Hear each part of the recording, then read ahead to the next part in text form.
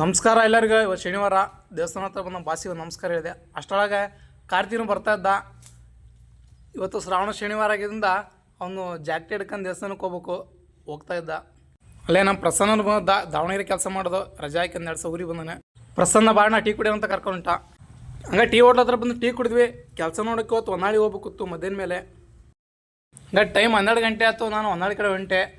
ಅವರು ನನಗೋಸ್ಕರ 2 ತಿಂಗಳು ಕಾದಾರೆ. ಬೇರೆಯವ್ರಿಗೆ ಏನು ಕೆಲಸ ಕೊಟ್ಟಿದ್ದಿಲ್ಲ. ಹೋಗ್ತಾ ಇದ್ದೆ. ಹಂಗೆ ಹೋಗ್ತಾದ್ರೆ ನಮ್ಮ ಅಣ್ಣ ಸಿಕ್ಕ. ಅವನಿಗೊಂದು ಆಯ್ ಹೇಳ್ಕೊಂಡು ಹಂಗೆ ನಾನು ಸೀದಾ ಹೊನ್ನಾಳಿ ಹೊರಟೆ. ಇನ್ನೇನು ನಮ್ಮ ಬಿಲ್ಡಿಂಗ್ ಹತ್ರ ಬಂದು ಓನರಿಗೆ ಫೋನ್ ಮಾಡಿದೆ. ಓನರ್ ಒಂದು ಅರ್ಧ ಗಂಟೆ ಬರ್ತಾವಂದರು. ಅಷ್ಟರೊಳಗೆ ಇಂಜಿನಿಯರಿಗೆ ಫೋನ್ ಮಾಡಿದರು. ಹಂಗೆ ಇಂಜಿನಿಯರ್ ಸರ್ ಬಂದಿದ್ದರು.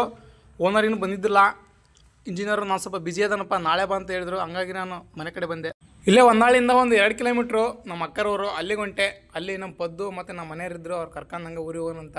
ಹಂಗೆ ಸೀದಾ ಮನೆಗೆ ಬಂದು ನಾನು ಊಟ ಮಾಡ್ಕೊಂಡು ಮತ್ತೆ ಹಂಗೆ ಊರ ಕಡೆ ಬಂದ್ವಿ ನಾವು. ನಮ್ಮ ಪದ್ದುಗೆ ಈ ಥರ ಬೈಕ್ನಾಗ ಸುತ್ತಾಡ್ಬೇಕಂದ್ರೆ ಭಾಳ ಖುಷಿ. ಅಲ್ಲೇ ಹಂಗೆ ಹೋಗ್ತಾ ದಾರಿಯಲ್ಲಿ ಗುಡ್ಡದೊಳಕ್ಕೆ ಹೋದ್ವಿ. ಅಲ್ಲಿ ಹಂಗೆ ಒಂದು ವಿಡಿಯೋ ಮಾಡ್ಕೊಂಡು ಸೀದಾ ಮನೆ ಕಡೆ ನಾವು ಬಂದ್ವಿ.